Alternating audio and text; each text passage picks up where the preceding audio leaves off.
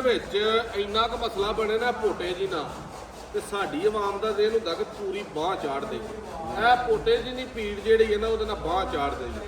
Transporter ਭਰਾਵਾਂ ਨੇ ਜਿਹੜਾ ਉਹ ਹੜਤਾਲ ਕੀਤੀ ਹੈ, ਜਲਸੇ ਜਲੂਸਾਂ ਦੀ ਵਜ੍ਹਾ ਤੋਂ ਹੜਤਾਲ ਹੋਈ ਹੈ। ਮੁਲਕ ਸਾਡੇ ਜਿਹੜੇ ਦੇ ਅੱਗੇ ਹਾਲਾਤ ਨੇ ਉਹ ਹਰ ਬੰਦਾ ਉਹਦੇ ਤੋਂ ਵਾਕਿਫ ਹੈ ਕਿ ਜਿਹਦਾ ਕੋਈ ਬਾਹਰ ਗਿਆ ਹੈ ਉਹ ਹੀ ਡੰਡੀ ਪੱਟੀ ਕਾਇਮ ਹੈ। ਇੱਥੇ ਰਹਿ ਕੇ ਜੇ ਕੋਈ ਆਖੇ ਕਿ ਮੈਂ ਜੱਟ ਬੂਟ ਬਣ ਕੇ ਫਸਲਾਂ 'ਚ ਪੈਸੇ ਕਮਾ ਲੈਣੇ ਨੇ ਜਾਂ ਮੈਂ ਕੰਮ 'ਚੋਂ ਕਮਾ ਲੈਣੇ ਨੇ ਤੇ ਉਹਦੇ ਵਾਲਾ ਹਾਲ ਕੋਈ ਨਹੀਂ। ਉਹ ਜ਼ੀਰੋ ਦੀ ਬਜਾਏ ਮਾਈਨਸ 'ਚ ਜਾਣ ਡਿਆ ਆਧਾਰ ਦੇ ਉੱਤੇ। ਟਰਾਂਸਪੋਰਟਰਾਂ ਨੇ ਹੜਤਾਲ ਡੀਜ਼ਲ ਦੇ ਰੇਟ ਤੋਂ ਕੀਤੀ ਹੈ।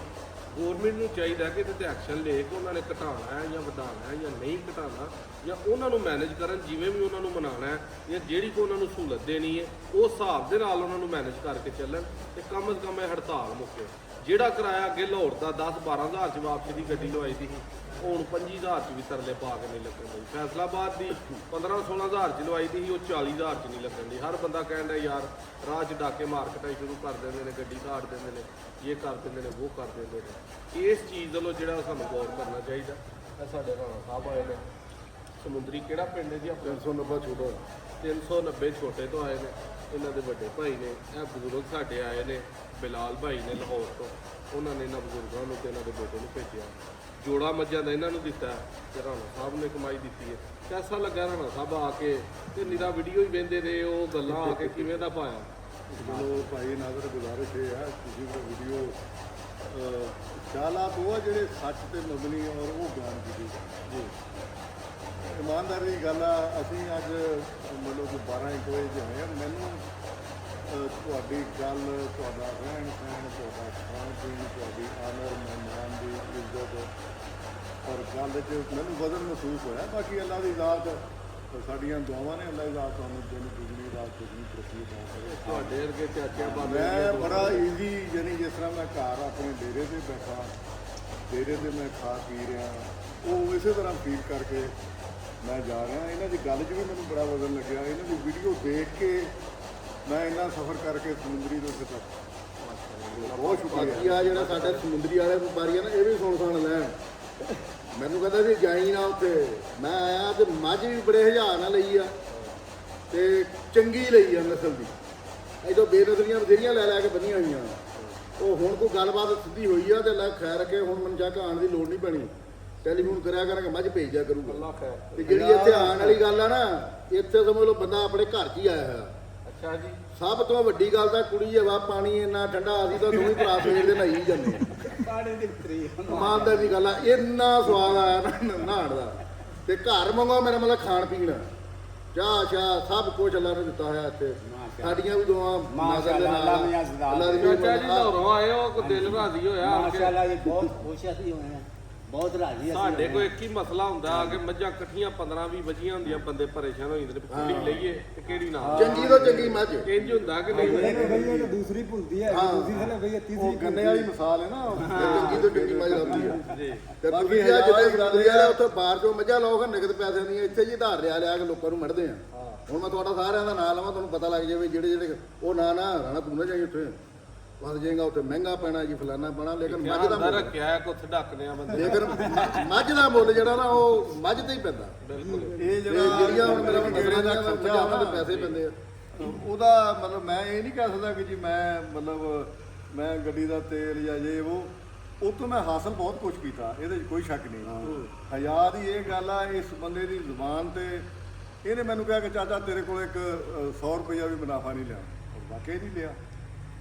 ਬੜੀ ਹਜ਼ਾਰ ਆ ਮੱਝ। ਇਹ ਗੱਲ ਇਹ ਇੱਕ ਥੋੜਾ ਹਜ਼ਾਰ ਨਹੀਂ ਪਤਾ ਬੰਦੇ ਨੂੰ ਲੱਗਦਾ ਹੈਗਾ। ਠੀਕ ਹੈ, ਅੱਲਾਹ ਤੁਹਾਨੂੰ ਖੁਸ਼ ਰੱਖੇ। ਆ ਸਾਡੇ ਸਾਹਮਣੇ ਇੱਕ ਬੰਦਾ ਆਇਆ, ਉਹ ਮੈਂ ਦੱਸ ਦਵਾਂ ਵੀ ਮੱਝ ਦੀ ਵੀਡੀਓ ਲਾਈ, ਨਾਦਰ ਨੇ ਲਾਤੀ 595 ਦੀ, ਬਲਾਲ ਨੇ ਉਹਨਾਂ ਨੂੰ ਦੇ ਦਿੱਤੀ 6 ਲੱਖ ਤੇ 35,000 ਰੁਪਏ ਦੀ। ਉਹ ਵੀਡੀਓ ਦੇਖ ਕੇ ਆ ਗਿਆ ਭਾਈ ਦੁਪਹਿਰੇ, ਸਾਡੇ ਸਾਹਮਣੇ ਦੀ ਗੱਲ ਆ। ਉਹ ਕਹਿੰਦੇ ਵੀਡੀਓ ਤੇ 595 ਮੰਗਿਆ, ਸਾਨੂੰ 635 ਦਿੱਤੀ ਆ, 40,000 ਰੁਪਇਆ ਉਹਨੂੰ ਬਾਬੇ ਨੂੰ ਮੋੜਿਆ, ਨਾਲੇ ਉਹਨੂੰ ਮਾਦਰਤ ਕੀਤੀ ਭਾਈ ਤੈਨੂੰ ਕਿਹੜਾ ਪਿਆ। ਬਿਲਕੁਲ ਜੀ। ਤੇ ਵਪਾਰੀ ਕੋਈ ਬੰਦਾ ਕਿਸੇ ਨੂੰ ਕੋਈ ਦਵਾਨੀ ਮੋੜਦਾ ਜਦੋਂ ਕੋ ਚਲੀ ਜਾਵੇ। ਬਾਬੇ ਨੂੰ ਦੱਸਿਆ ਨਹੀਂ ਵੀ ਬਾਬਾ ਗੋਲੀਆਂ ਸਾਰੀਆਂ ਖਵਾਣੀਆਂ ਨਹੀਂ। ਉਹ ਇੱਥੇ ਮੇਰਾ ਮਤਲਬ ਇਹ ਨਹੀਂ ਹੋ ਸਕਦਾ ਵੀ 2 ਨੰਬਰੀ ਗੱਲ 'ਚ ਹੋਵੇ। ਆ ਮੱਝਾਂ ਦਿੱਤੀਆਂ ਹੋਈਆਂ, ਅਸੀਂ ਹੁਣ ਮੱਝ ਲਈ ਆ, ਉਹਨੇ ਕਿਹਾ ਵੀ ਨੰਬਰਦਾਰਾ ਜੇ 18 ਕਿਲੋ ਮਹੀਂ ਦੁੱਧ ਨਾ ਦੇਵੇ ਤੇ ਮੋੜ ਦਿਓ। ਇਹ ਥੋੜੀ ਗਰੰਟੀ ਆ। ਇੱਥੇ ਆਪਣੇ ਇਲਾਕੇ 'ਚ ਤਾਂ ਕੁੜੀ ਜਾਂ ਰੁਪਈਆ ਦਾ ਅੱਧਾ ਵਾਧਾ ਘਾਟਾ ਹੋ ਜਾਏ ਉਹ ਨਹੀਂ ਅਗਲੇ ਬਰਦਾਸ਼ਤ ਕਰਦੇ।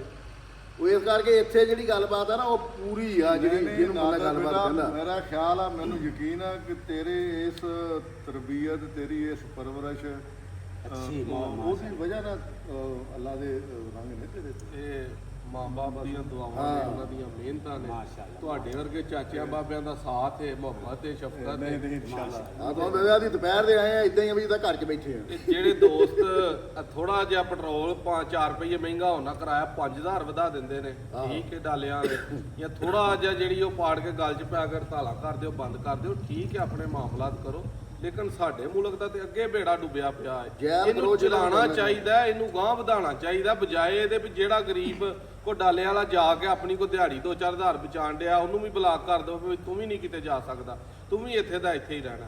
ਅਗਰ ਹਕੂਮਤ ਨਾਲ ਮੁਤਾਕਰਾਤ ਨੇ ਤੇ ਉਹਨਾਂ ਦੇ ਨਾਲ ਕਰੋ ਵੀ ਹੜਤਾਲਾਂ ਕਰਿਆ ਵੀ ਕਦੇ ਜਿਹੜੇ ਨੇ ਉਹ ਰੇਟ ਘਟੇ ਨਹੀਂ ਜਾਂ ਉੱਤੇ ਨੇ ਮੁਲਕ ਨੂੰ ਨਾ ਆਪਣੇ ਮਾਮਲਾਤ ਦੇ ਨਾਲ ਨਾਲੇ ਚਲਾਉਣਾ। ਜਿਹੜਾ ਡੰਗਰ ਆਧਾਰ ਲੈਣਾ ਉਹ ਨਾ ਤਾਂ ਉੱਥੇ 40-50 ਹਜ਼ਾਰ ਤਾਂ ਮਹਿੰਗਾ ਪਹਿਲਾਂ ਲੈ ਲੈਂਦੇ ਆ। ਮੁੜ ਕੇ ਫਿਰ ਆਧਾਰ ਠੋਕਣਾ ਉਹਨੂੰ 50 ਪੈ ਗਿਆ। ਨਗਦ ਅੱਜ ਪੈਸੇ ਦੇ ਨਾਲ ਦੌਰ ਡੰਗਰ ਐਸਾ ਲੱਭਦਾ। ਕਿ ਧਾਰ ਜਿਹੜਾ ਬੰਦਾ ਕਿਸੇ ਕੋਲੋਂ ਵੀ ਡੰਗਰ ਲੈਂਦਾ ਨਾ, ਧਾਰ ਵੇਚਣ ਵਾਲੇ ਇੱਕ ਗੱਲ ਜ਼ੇਨ 'ਚ ਰੱਖਿਓ ਕਿ ਜਿਹੜਾ ਬੰਦਾ ਉਧਾਰ ਜਾਨਵਰ ਲੈਂਦਾ ਉਹਦੇ ਕੋਲ ਉਧਾਰ ਪੈਸੇ ਦੇਣ ਜੋਗੀ ਜ਼ਰੂਰਤ ਹੀ ਨਹੀਂ ਹੁੰਦੀ, ਤਾਕਤ ਹੀ ਨਹੀਂ ਹੁੰਦੀ, ਉਹ ਤੁਸਾਂ ਦਲੀਲ ਹੀ ਹੋਣਾ। ਜੀ ਹੁਣ ਵਕਤੀ ਤੁਸੀਂ ਸਮਝਦੇ ਹੋ ਵੀ 2-2.5 ਲੱਖ ਨਫਾ ਹੁੰਦਿਆ ਯਾਰ, ਕੀ ਹੋਣ ਡਿਆ ਕਿ 2 ਲੱਖ ਨਗਦ ਤੇ ਬਾਕੀ ਲੈ ਲੈਣੇ ਆ।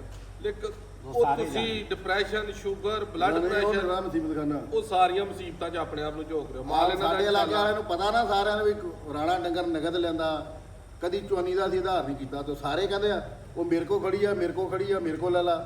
ਉਹ ਪੈਸਿਆਂ ਦਾ ਕਰਕੇ ਕਹਿੰਦੇ ਆ ਨਾ, ਤੁਸੀਂ ਆਧਾਰ ਨਾ ਪੰਗਾ ਲਵੋ।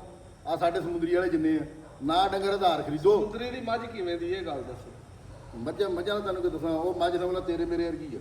ਠੀਕ ਵੀ ਆਪਾਂ ਜਿਸਮੋਂ ਚੰਗੇ ਆ, ਬਾਕੀ ਪੱਲੇ ਕੁਝ ਨਹੀਂ। ਪੱਲੇ ਕੁਝ ਆ ਮਾੜੀ ਜੀ ਗਰਮੀ ਲੱਗੀ ਹੈ ਲੰਮੇ ਪੈ ਗਏ। ਵੀਡੀਓ ਅੱਛੀ ਲੱਗੇ ਦੋਸਤੋ ਸ਼ੇਅਰ ਕਰਿਓ। ਜੂ ਦੀ ਮੱਝ ਅਸਲ ਮੱਝ ਹੁੰਦੀ ਹੈ, ਦੋਨੇ ਹੀ ਲੰਮਾ ਦੇਣਾ ਹੁੰਦਾ ਹੋਏ ਜੂ ਦੀ। ਇੱਥੋਂ ਤੌਕੜ ਜਾ ਕੇ ਜੂ ਤੇ ਨਾ ਭਲੀ ਹੋਏ, ਚਰੀ ਹੋਏ, ਮੱਝ ਤਰੀ ਹੋਏ, ਆਪਣਾ ਪੂਰਾ ਸਾਂਭਿਆ ਹੋਏ, ਫਿਰ ਮੱਝ ਦੁੱਧ ਦਿੰਦੀ ਹੈ। ਵੀਡੀਓ ਅੱਛੀ ਲੱਗੇ ਸ਼ੇਅਰ ਕਰਿਓ। ਬਹੁਤ ਸ਼ੁਕਰੀਆ।